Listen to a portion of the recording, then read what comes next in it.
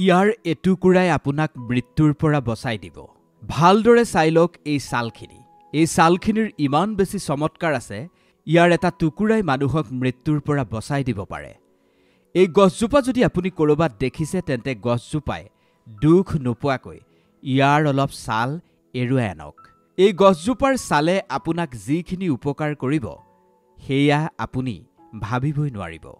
ইয়াৰ মাজত ইমান বেছি ঔষধি গুণ লুকাই আছে, আপুনি কল্পনাও কৰিব নোৱাৰিব। কি এই ছাল? ইয়াৰ উপকাৰিতা কি? এইখিনি কেনেকৈ খাব লাগে, কি কি বেমাৰ ভাল হয়, সকলো আজি মই আপোনাক এই ভিডিঅ'টোত ক'বলৈ চেষ্টা কৰিম। আপুনি কেৱল ভিডিঅ'টো শেষলৈকে চাব। নমস্কাৰ, মই কৃষ্ণ ভূঞা। আপুনি চাই আছে বি পজিটিভ, এনলৱেজ বি পজিটিভ। বহুতেই চাগে চিনি নিশ্চয় পাইছে, এয়া অৰ্জুন গছৰ ছাল। অৰ্জুন গছৰ ছাল খালে কি লাভ হয়? অৰ্জুন গছৰ ছালে কি কি বেমাৰ ভাল কৰে? কেনেকৈ খালে ইয়াৰ পৰা আটাইতকৈ বেছি ফল পোৱা যায়? এই সকলোবোৰ কথা আজি মুকলিকৈ এই ভিডিঅ'টোত আলোচনা কৰিম। 64 দিব্য বনৌষধিৰ শ্ৰেণীত পৰে এই অৰ্জুন গছৰ ছাল। কোৱা হয়, অৰ্জুন গছৰ ছালে হেনো মৃতপাই মানুহকো সঞ্জীৱনী শক্তি প্ৰদান কৰে। সকলোতকৈ ভাল কথাটো হৈছে, অৰ্জুন গছ একেবাৰে দুৰ্লভ নহয়। যিকোনো প্ৰান্তত এই অৰ্জুন গছ আপুনি পাই যাব। আজিকালিতো বহু আয়ুৰ্বেদিক দৰৱ বিক্ৰী কৰা দোকানেও অৰ্জুন গছৰ ছালৰ পাউডাৰ ৰাখেই। যিসকলে অৰ্জুন গছৰ ছালৰ বিষয়ে জানে, তেওঁলোকৰ বহুতেই এয়া সেৱনো কৰে। প্ৰথমে আপোনাক জনাই ল'ব খুজিছোঁ, অৰ্জুন গছৰ ছালৰ পৰা আপোনাৰ কি কি বেমাৰ ভাল হ'ব। হৃদৰোগ, অৰ্থাৎ কোনোবাজন যদি হাৰ্টৰ সমস্যাত ভুগি আছে, তেনে লোকৰ বাবে অৰ্জুন গছৰ ছাল খুবেই উপকাৰী। হাই ব্লাড প্ৰেছাৰ, ইউৰিন ইনফেকশ্যন মানে প্ৰস্ৰাৱৰ ইনফেকশ্যনৰ কাৰণেও ই খুবেই উপকাৰী। শৰীৰটো যদি ফিল্টাৰ কৰিব লাগে, তেন্তে অৰ্জুন গছৰ ছাল বহুত বেছি উপকাৰী। যাৰ ছুগাৰৰ সমস্যা আছে, তেওঁলোকৰ বাবে অৰ্জুন গছৰ ছাল ৰামবান বুলি ক'লেও বেছি কোৱা নহ'ব। আমাৰ এনেকুৱা বহু মানুহ আছে যি উচ্চ ৰক্তচাপত ভুগি আছে। উচ্চ ৰক্তচাপ আজিকালি লাইফষ্টাইল ডিজিজত পৰিণত হৈছে। যদি আপুনি আপোনাৰ ব্লাড প্ৰেছাৰ অৰ্থাৎ প্ৰেছাৰটো যদি আপুনি কণ্ট্ৰল কৰি নিয়ন্ত্ৰণত ৰাখিব বিচাৰিছে, তেন্তে এই অৰ্জুন গছৰ ছাল আপোনাৰ কাৰণে খুব উপকাৰী বস্তু। আমাৰ সমাজত এনেকুৱা বহু মানুহ আছে যি হাই ব্লাড প্ৰেছাৰ ঠিক কৰাৰ নামত বহুত দামী দামী দৰৱ খায়। মই এইটো কোৱা নাই আপুনি দৰৱ নাখাব, কিন্তু আপোনাৰ অৰ্জুন গছৰ ছালৰ সেৱনে আপোনাৰ বিপি যেতিয়া নিয়ন্ত্ৰণত ৰাখিব, আপোনাৰ তেতিয়া দৰৱৰ পৰিমাণো কমি গুচি আহিব। বহু মানুহৰ প্ৰস্ৰাৱৰ জ্বলা-পোৰা হয়। বছৰ বছৰ ধৰি তেওঁলোকে এই সমস্যাত ভুগি থাকে। প্ৰস্ৰাৱৰ জ্বলা-পোৰা ঠিক কৰিবৰ কাৰণেও অৰ্জুন গছ এক খুব উপকাৰী ঔষধি। অৰ্জুন গছে মানুহৰ শৰীৰটো ফিল্টাৰ কৰি ৰখাত সহায় কৰে। আজিকালি আমি নিজৰ বেমাৰ নিজেই চপাই লওঁ। ঘৰৰ পৰা বাহিৰলৈ ওলাই যোৱাৰ পিছতেই আমি ৰেষ্টুৰেণ্টত জাংক ফুড খাওঁ। যেতিয়া আমি মাৰ্কেটলৈ যাওঁ, তেলজাতীয় বস্তু আমি বেছিকৈ খাওঁ বা বেছিকৈ ক্ৰয় কৰোঁ। বিয়া, সবাহ, পাৰ্টি এইবোৰত তেলজাতীয় পদাৰ্থই বেছিকৈ ব্যৱহাৰ হয়। তেলজাতীয় খাদ্যবস্তু খোৱাৰ ফলত আমাৰ যথেষ্ট অপকাৰ হয়। আমি বৰ্তমান সময়ত যিবোৰ তেল খাদ্যত ব্যৱহাৰ কৰোঁ, এই তেলবোৰৰ বেছিভাগৰে বিশুদ্ধতাৰ ক্ষেত্ৰত প্ৰশ্নৰ চিহ্ন হয়। কাৰণ এনেকুৱা বহু তেল আছে যিবোৰ একেবাৰে ভেজাল। সেই ভেজাল তেলে আমাৰ শৰীৰটো বহুত বেছি ক্ষতি কৰে।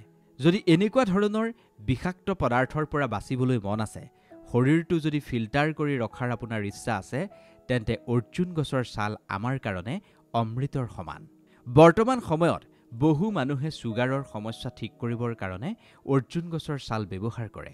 যিসকলৰ ছুগাৰ বাঢ়ি থাকে, তেওঁলোকে যদি 3 সপ্তাহমান অৰ্জুন গছৰ ছাল ৰাতিপুৱা বা দিনটোৰ কোনোবাখিনি সময়ত খোৱা আৰম্ভ কৰে আৰু 3 সপ্তাহৰ পিছত যদি তেওঁলোকে নিজৰ ব্লাড ছুগাৰ পৰীক্ষা কৰে, তেতিয়াহ'লে গম পাব অৰ্জুন গছৰ ছাল কিমান বেছি উপকাৰী। এতিয়া সকলোতকৈ ডাঙৰ কথাটো হ'ল, অৰ্জুন গছৰ ছাল আপুনি কেনেদৰে প্ৰয়োগ কৰিব। অৰ্জুন গছৰ ছাল প্ৰয়োগ কৰাৰ কেইবাটাও পদ্ধতি আছে। অৰ্জুন গছৰ ফল, বীজ, ছাল কেনেদৰে প্ৰয়োগ কৰা হয়, এই বিষয়ে বহু মানুহেই নাজানে বা প্ৰয়োগ কৰাৰ সময়ত বহুতেই ভুল কৰে। আপোনাক কওঁ, অৰ্জুন গছৰ ফল আৰু ছালেই অধিকতম প্ৰয়োগ হয় বেমাৰ আজাৰ ঠিক কৰাৰ ক্ষেত্ৰত। অৰ্জুন গছৰ ছাল আপুনি এৰুৱাই আনি সেইখিনি শুকুৱাই সেইখিনি ঢেঁকীত খুন্দি আপুনি তাৰ পৰা এটা পাউডাৰ নিজৰ ঘৰতেই প্ৰস্তুত কৰি ল'ব পাৰে আৰু চাহ খোৱাৰ দৰে তাৰ পাউডাৰ এচামুচ গৰম পানীত উতলাই আপুনি চাহৰ দৰে সেৱন কৰিলেও আপুনি খুব সুন্দৰ ফল লাভ কৰিব। ইয়াৰ উপৰিও কেইবাটাও প্ৰয়োগ আছে, সেই প্ৰয়োগৰ বিষয়েও আপোনাক মই এই ভিডিঅ'টোত ক'বলৈ চেষ্টা কৰিম। তিনিটা প্ৰয়োগৰ বিষয়ে মই আপোনাক ক'ম। এই তিনিওটা প্ৰয়োগৰ বিষয়ে আপুনি কথাখিনি মনোযোগেৰে শুনি ল'ব। একেবাৰে সহজ সৰলকৈ আপোনাক বুজাই দিম, তেনেকৈ আপুনি অৰ্জুন গছৰ ছালৰ প্ৰয়োগ কৰিব পাৰে।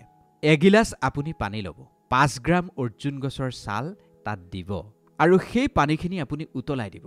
সিমানখিনিলৈকে আপুনি উতলাব যেতিয়া সেই পানীখিনি একাপ চাহৰ সমান হ'ব। তাৰপিছত এখন চেকনিৰে সেইখিনি চাকি যি কাপ আপুনি পাব সেই কাপ আপুনি চাহৰ নিচিনাকৈ প্ৰয়োগ কৰিব। এইটো হৈছে প্ৰথমটো প্ৰয়োগ। দ্বিতীয়টো প্ৰয়োগৰ বিষয়েও আপুনি শুনি লওক। আধা গিলাচ আপুনি বিশুদ্ধ পানী ল'ব, খোৱা পানী যিটো আপুনি খায় তেনেকুৱা বিশুদ্ধ পানী ল'ব আৰু ৰাতি শোৱাৰ সময়ত সেই আধা গিলাচ পানীত অৰ্জুন গছৰ 5 গ্ৰাম ছাল ডুবাই দিব। সৰু সৰু টুকুৰা কৰি 5 গ্ৰাম মান সেই গিলাচটোত ডুবাই দিব। গোটেই ৰাতি সেই পানীখিনি আপুনি তেনেকৈ ৰাখি থওক। তাৰপিছত ৰাতিপুৱা সেই পানীখিনি চেকনিৰে চেকি আপুনি সেইখিনি সেৱন কৰিব। বাঁহী মুখতে আপুনি সেই পানীখিনি খাবলৈ চেষ্টা কৰিব। ইয়াৰ পিছৰটো প্ৰয়োগ হৈছে, আপোনালোক বহুতেই চাগে চাহ সেৱন কৰাটো অভ্যাস। চাহকাপ যেতিয়া আপুনি বনায় সেই চাহপাতৰ লগতে আপুনি অৰ্জুন গছৰ এটা সৰু টুকুৰা চাহকাপত দি দিব। সেইখিনি যেতিয়া উতলিব, চাহকাপ যেনেদৰে চেকনিৰে চাকি আপুনি খাবলৈ ব্যৱহাৰ কৰে তেনেদৰেই আপুনি সেইখিনি চাকিব। আৰু এটা কথা, সেই চাহকাপ উতলি থকাৰ সময়তে তাত অলপমান গুড় দিব, চেনি ভুলতো নিদিব। যদি আপুনি চুগাৰৰ পেচেণ্ট তেন্তে গুড়ো নাখাব, খালীকৈয়ে খাব। গুড় আপোনাৰ কাৰণে বহুত বেছি ভাল। যদি আপুনি তাত গুড় দি দিয়ে তেতিয়া অৰ্জুন গছৰ ছালৰ যিখিনি উপকাৰিতা সেইখিনি দুগুণে আপুনি লাভ কৰিব পাৰিব। সেইখিনি চেকি আপুনি চাহৰ দৰে খাব পাৰিব। ইয়াৰ পৰা আপুনি বহুত বেছি উপকাৰ পাব। এই তিনি ধৰণেৰে আপুনি অৰ্জুন গছৰ ছাল সেৱন কৰিব পাৰে। এই তিনিটাৰ ভিতৰত যিটোৱে আপোনাৰ পছন্দ হয় বা যিটোৱে আপোনাৰ কাৰণে সহজ হয় সেইটোকেই আপুনি কৰিব পাৰিব। 100% আপুনি এই তিনি পদ্ধতিৰে অৰ্জুন গছৰ ছাল সেৱন কৰিলে ইয়াৰ ফল পাবই। কিন্তু যদি আপুনি চুগাৰৰ সমস্যা ঠিক কৰিব বিচাৰিছে তেন্তে আপুনি সেইখিনি খোৱাৰ সময়ত গুড় একেবাৰে ব্যৱহাৰ নকৰিব। গুড় আৰু চেনি মুঠেও ব্যৱহাৰ নকৰিব। এনেদৰে 3 সপ্তাহমান খোৱাৰ পিছত চুগাৰৰ পেচেণ্টে নিজৰ চুগাৰ টেষ্ট কৰি চাব পাৰে। নিশ্চিতভাৱে আপোনাৰ চুগাৰৰ সন্তুলন আহিব। আপোনাৰ চুগাৰৰ যি ইনচুলিনৰ মাত্ৰা বাঢ়িছে নে কমিছে সেয়া নিশ্চিতভাৱেই আপুনি চেক কৰিব। এদিন খালেই আপুনি ইয়াৰ ফল নাপায়। কমচে কম এমাহ 3 সপ্তাহ আপুনি খাব লাগিব। তাৰ পিছত আপুনি ইনচুলিন চেক কৰিব। এতিয়া কথাটো হ'ল, এই অৰ্জুন গছৰ ছালৰ কিবা অপকাৰ আছে নেকি, কিবা ছাইড এফেক্ট আছে নেকি? চাওক, অৰ্জুন গছৰ ছালৰ তেনেকুৱা বিশেষ ছাইড এফেক্ট পোৱা নাযায়, কিন্তু সকলো বস্তুৰে খোৱাৰ এটা নিৰ্দিষ্ট পৰিমাণ থাকে। যদি আপুনি অৰ্জুন গছৰ ছাল খালে ভাল বুলি ভাবি অৰ্জুন গছৰ ছাল বহুত বেছিকৈ খাই দিয়ে তেন্তে আপোনাৰ ক্ষতি হ'ব পাৰে। গতিকে পৰিমাণত খাব, দিনটোত এবাৰেই খাব। অৰ্জুন গছৰ ছাল আপুনি য'তে ত'তেই পাব। আপুনি চাব পাৰে গ্ৰামীণ এলেকাত এই অৰ্জুন গছ ইমান বেছি দুৰ্লভ নহয়।